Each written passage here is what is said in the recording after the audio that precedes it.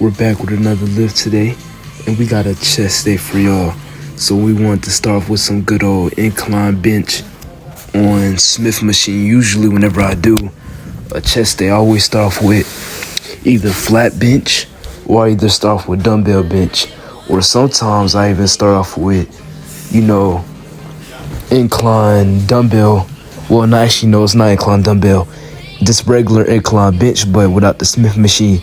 We haven't did Smith machine incline bench in like forever, and I just decided to do it now because I feel like whenever I do Smith machine incline bench, I swear I feel it way more in my chest than with, the regular incline. Yeah, I get a good, squeeze in my chest, a good stretch in my chest whenever I'm doing regular without the Smith machine. Yeah, that still works, but I feel like the Smith machine is better. I'm able to go beyond failure more, and I basically have my own personal spotter when, how they got the rack. So honestly, the Smith machine is one of my favorite exercises for incline bench wise. See, like right here, I couldn't have did a set. I couldn't even do a rep like that if I wasn't doing Smith machine. By the time I finished that rep, I couldn't even go up, but I was able to do a little half rep at the end of it. Today, instead of doing dips, we decided to do ring dips instead because we haven't done them in like forever. And some dude was using it. He was doing like 10 sets, like literally 10 sets of dips. I'm not even lying. Like, I'm serious. This dude was literally on one machine the entire, lift. Like every single time I got done with an exercise, I turned around, he was still there. So we had no choice but to do the ring dips. So I was like, bump it. Let's try to do some ring dips with some medium weight, nothing too light and nothing too heavy. I wanted to see what weight was the best for me. I wanted to see how heavy 135 felt. 135 definitely felt heavy because we only hit one rep with it. The reason why we did so many sets with dips, we usually only do 2 sets to failure every exercise, but whenever I feel like I don't do enough reps on the first set, I always add another set, even though like this could be the second set. Let's say if I do 3 reps with some heavy weight, then I'll just lower the weight a little bit, make sure the weight's still heavy, but I lower the weight a little bit, and I make sure I at least go for 8 to 6 reps or maybe 10 to 6 reps into that rep range. I don't count my reps. I just go beyond failure, but in my head, obviously I'm going to be, knowing how much reps I did. Especially if you're doing singles, you should count your reps because, you could still go beyond failure and still count your reps, but you should only, do that whenever you're doing, exercises that are single arm. Because with single arm, if you don't count your reps with single arm, you're going to get muscle imbalance. So you're going to be doing like 20 reps on the right and then 13 on the left, and you're going to leave yourself with some muscle imbalance. So you got to do the same exercise for your left and right with the same amount of reps, same amount of intensity, etc. I didn't know 3 plates was going to feel this easy. Honestly, if I was to start off with 3 plates at the beginning of my chest day, I would have been able to rep this easier for slow and control. So next chest day, that's coming up, I think on Monday. Yeah, I'm pretty sure on Monday to start our winter break. I'm going to do that exercise first, that chest press exercise first as a beginner. And I'm going to put like 3 plates up there and see how good it's going to be for my chest. I'm not going to lie. If y'all haven't did chest flies for y'all chest before, I highly recommend doing them. This is my first time in like literally months, probably a year, doing chest. Yeah, it's been like a year since I did a chest fly exercise. I'm not going to lie. Doing this exercise left my chest so sore when it ended this workout. I'm honestly convinced right now that if y'all haven't done this exercise, y'all need to give it a try. You can literally see my chest pumped up. That little stretch I get at the top and then at the bottom, you can literally see it just making my chest so sore. Honestly, this exercise is literally like, I would say it's top 2. This is like my top 2 favorite chest exercise now. I honestly didn't expect this exercise to be that good for my chest. I was going really heavy with this weight. I was doing almost half a stack of the weight that I was supposed to do. Usually when I lift, I only go heavy, so the reason why I went heavy here was because I'm doing chest. I'm not gonna go light on no chest. I'm not gonna go light on any exercise in general. Honestly, that was one of my favorite exercises to begin with. Mostly I be wanting to go heavy on chest flies, but I can't really go that heavy on chest flies after I just did all those, exercises that made my chest sore. So I'd only put like 160 on the rack, which is not heavy. You can literally see me controlling this weight with good form, so obviously it's not heavy. Next time though, like let's say if I'm doing chest flies, whenever I do a chest day, the next chest day, I'm gonna do the chest press first. I'm gonna have to remember, I'm gonna do the chest press first, and then the second exercise I'm gonna do the chest flies, and I'm gonna make sure I go like almost the full stack. I'm gonna either do the full stack if I can, or I'm gonna do half of the full stack with this weight, and I'm gonna go slow and controlled. I'm gonna make sure I'm gonna get a weight that's very heavy for me, but I could have really good form with it, and I could at least get 6 and above reps with it. A weight that's just perfect for me. Like this weight right here, I was already sore, so this weight was perfect for, how I felt at the current moment. So honestly here, you see how much I went beyond failure. The chest pump I got today was crazy. Instead of recording my pumps on my camera, I'm deciding to record my pumps on my phone instead, because I feel like whenever I record my pumps on the camera, it's hard to show like the full, my full body, because I don't have a wide lens yet. So whenever I get a wide lens, I'm gonna start recording my pumps on the camera. But right now we're gonna record all of our pumps off the phone. But the lifts though, like the workouts, those are gonna be on camera though for sure. I'm not recording those on the phone. But whenever I flex my pumps, that's definitely gonna be recorded off the phone. It's honestly way better, it's easier, and I don't gotta step so far away from the camera or step so close to the camera, and I don't gotta worry about focusing my camera every couple of seconds just to flex. It will literally take me like 10 minutes or more to get a good footage of me flexing. Not even just that, like to get a good footage of me trying to show the pump. And that's because it's so hard to know if y'all can see me or not, because sometimes the camera be really blurry, and it's not the quality. The quality is amazing. It's just the camera doesn't have autofocus, so I have to focus it myself. I'm still trying to figure out a way that I could get an autofocus, because I'm literally sick and tired of using my lens to focus the camera sometimes. Like I wish the entire camera would just focus everything that's in the background autoly. But, that's not how it works. I'm gonna figure out, I'm pretty sure there is a setting like that, there's definitely a setting like that.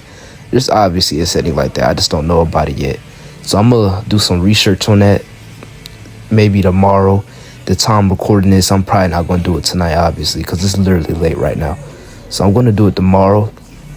We also have winter break, by the way. So those of you that's on y'all winter break, that means no more school.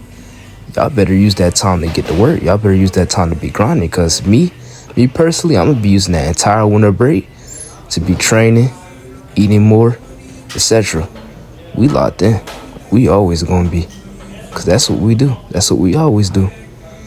I was on these weighted dips though, and not weighted dips, I meant weighted pull-ups. I was on these weighted pull-ups, and when I started to I realized doing weighted pull-ups very slow and controlled is honestly way better for my back. I remember my form has progressed throughout the, decades. Like when I first started working out, y'all could go to my oldest videos. My form was terrible. Like I had very terrible form. I wasn't going slow and controlled on literally not a single exercise. I would just get some heavy weight and I would just throw it up and not go up all the way. I would even go slow and controlled. I feel like that's really rendered my progress when it came to weighted pull-ups and all that when I was like 13 years old, because when I was 13, my form was terrible. But honestly, when you're a beginner, your form is never perfect though, unless when you're a beginner, you learn from people that's going to teach you the perfect form. But I never had anybody to teach me how to work out. Nobody has taught me anything about it. I had to learn on my own. I did everything on my own, and I taught myself everything on my own. So I'm proud of that. And the more I progressed, the longer the years went by, I got better at, doing this. My form has gotten better. My strength has, of course, gotten better. The gains has been better. And every single day I'm learning something new. I'm learning everything new about my training. I'm learning the best way, the best form, how many sets I should be doing each exercise. I know now I'm never stopping this though. Like forever from here on out, I'm only doing 2 sets to failure every exercise. That's never gonna quit. I feel like that's the best thing you should be doing. 2 sets to failure every exercise. I feel like that's literally all you need. And here, I want to try something new today. Usually I do lat pull downs with a different bar. And I wanted to do like a wide grip because I saw some dude doing this before. And it looks like a pull-up. Like it literally looks like they're doing a wide pull-up. And I was like, you know what, let me put some heavy weight on the rack and let's do some heavy wide lat pull downs. And I tell you, my lats were so sore. They were sore. I had a crazy back pump after doing all these exercises. I'm not even gonna lie to you. If y'all want to get a crazy back pump, I recommend doing wide lat pull downs. And I feel like the grip I was doing was way too light, so I just switched to like the medium grip. I feel like that's wide enough. I feel like the form I was doing there was like a little too light. Not light, wide. Right now, we're doing 160 lbs. I wanted to get a weight that was not too heavy, not too light, and go slow and control with it. Of course, I could just pull up the full stack and throw that weight around. But at the same time, what really matters is, you know, it doesn't matter the weight. What really matters is the form and the intensity. So what I did was, instead of ego lifting like others, I picked a weight that was pretty heavy, that was not, you know, too light, not too heavy, not too light, something in the middle for me. And I used that, and I went with slow and control with it. I'm not going to sit there and put the full stack up. Back then, I used to actually literally close grip, pull the whole stack down. Like I would literally put the weight to the max amount of weight that's on the lat pull down machine, and I would literally do close grip lat pull downs. And literally, it wasn't even training my back. I don't even know what I was doing. It was like I was just throwing weight up. Like I wasn't even training my back. I literally wasn't even feeling my back. Honestly, if I was to go back in time, I don't even know what I would be feeling in my back. I would probably be mostly feeling my forearms and biceps throughout that entire lift. I wish I could go back and show y'all what I mean. But think about, let's say if you're doing a lat pull down, think about the closest grip possible that you could do on the lat pull down.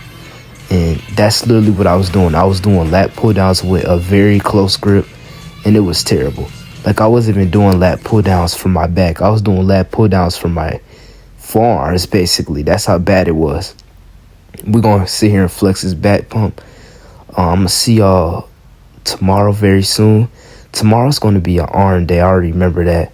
We got so many things planned this winter break. We're not just going to have some workout videos. We're going to have more videos coming up, different videos coming up. One thing that's lacking in my physique, I would say, is my back. Obviously, I would say it's my back, my abs, my chest, and my forearms. I got a lot of things to work on. We're going to work on them. We getting better and better. We're in a hard bulk right now, so we're going to currently get bigger and bigger. Right now, I'm trying to give y'all some new poses that I barely do. Right now, I'm trying to just really change. I want a lot of things that's, you know, lacking in my physique to get better. I want a lot of things in my physique to get better. Like just everything about my physique needs improvement. Not even just the things I named that were lacking. There's even things that aren't lacking that I feel like I could have improvement on. There's always improvement. There's always something I can improve on.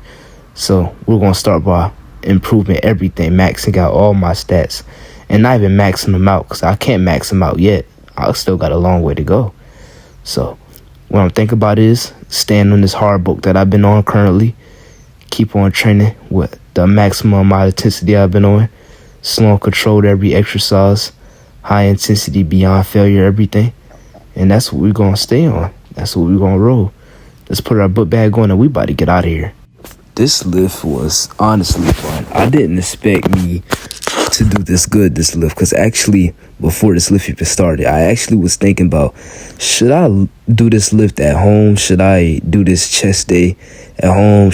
I literally was questioning if I should do the chest day at home or just do it at the gym. And low key, I'm happy I actually ended up going to the gym instead of doing it at home, because the lift I just got at the gym today was perfect. It was outstanding. I'll see y'all tomorrow, and we're gonna have arms, I'm pretty sure.